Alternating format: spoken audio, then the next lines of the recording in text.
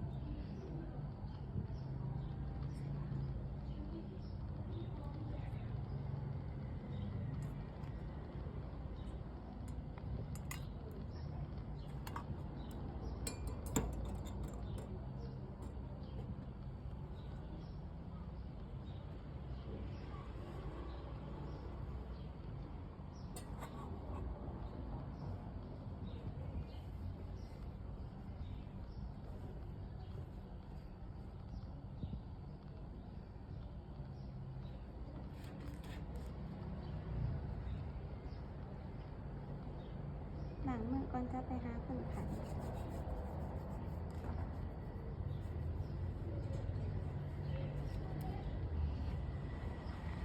สบายดีแม่แม่ซื้อบัวซีอินทิพานอายุ39 ปีแล้วเนาะ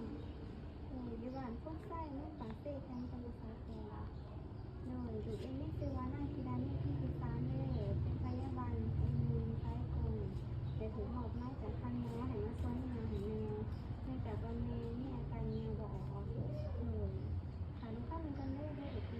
อย่างอุปกรณ์มาก่อนจะซ้อนแมวเข้าไปข้างนอกก็ใส่ฟ้าอีกที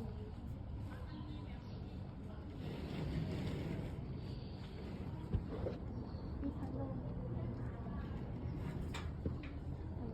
เขาไม่อยากด้วยแม่ด้วย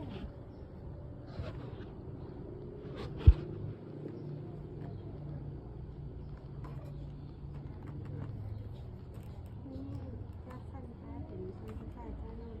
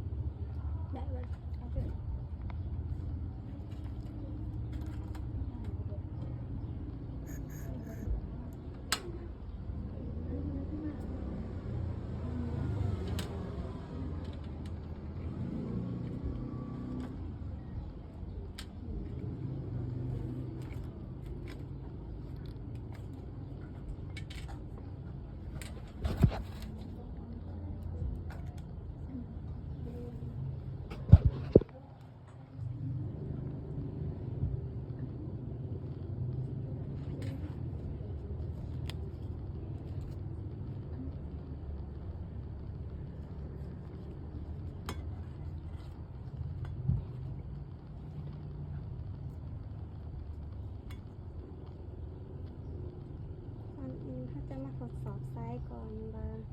มีบอลสีขาวหรือว่าบอลเขียวหรือบอลให้ลองสีน้ำกันเข้าไปในสาย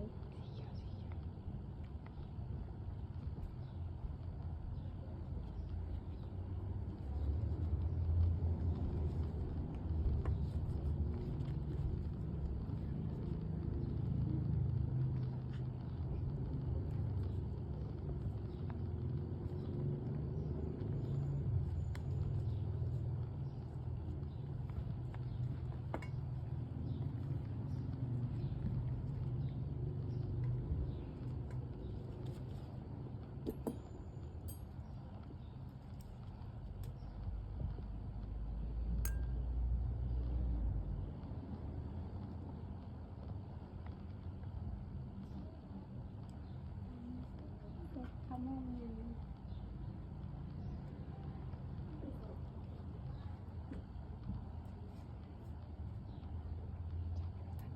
เสร็จที่ยังใจโต สองร้อยนั่นที่เขาอีกแบบหนึ่งเราก็ไปใช้ร้านนี้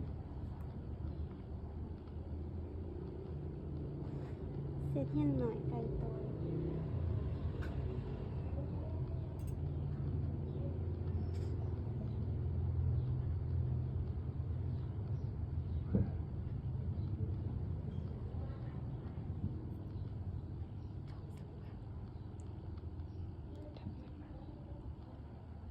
เสร็จจำสังวาดลงมาหาเลยก็จะมาเสร็จเบตาดินบอลที่เข้าใจแยง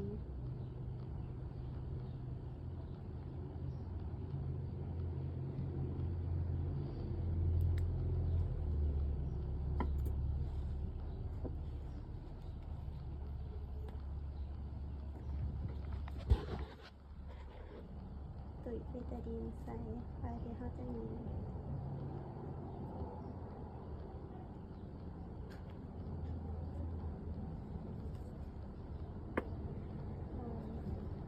ไม่อยากได้ไหมเด้อ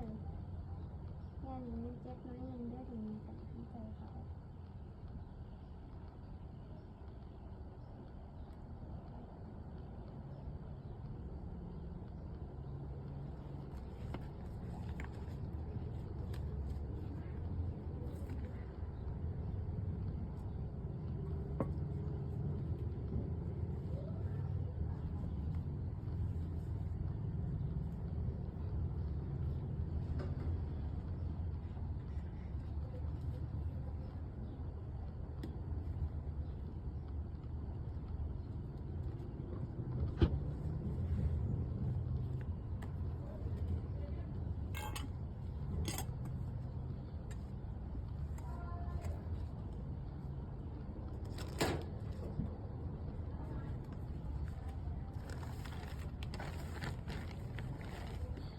ผิดสักพักหนึ่งได้ไหม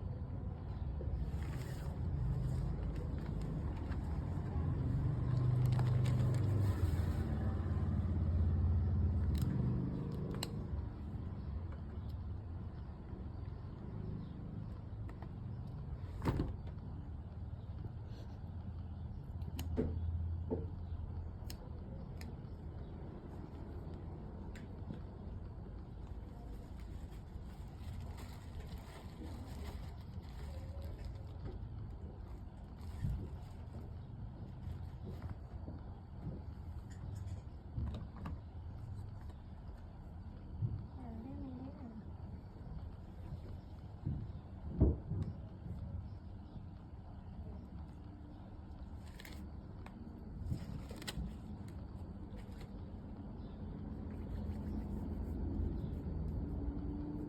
เขาก็จะมาให้สุขศึกษา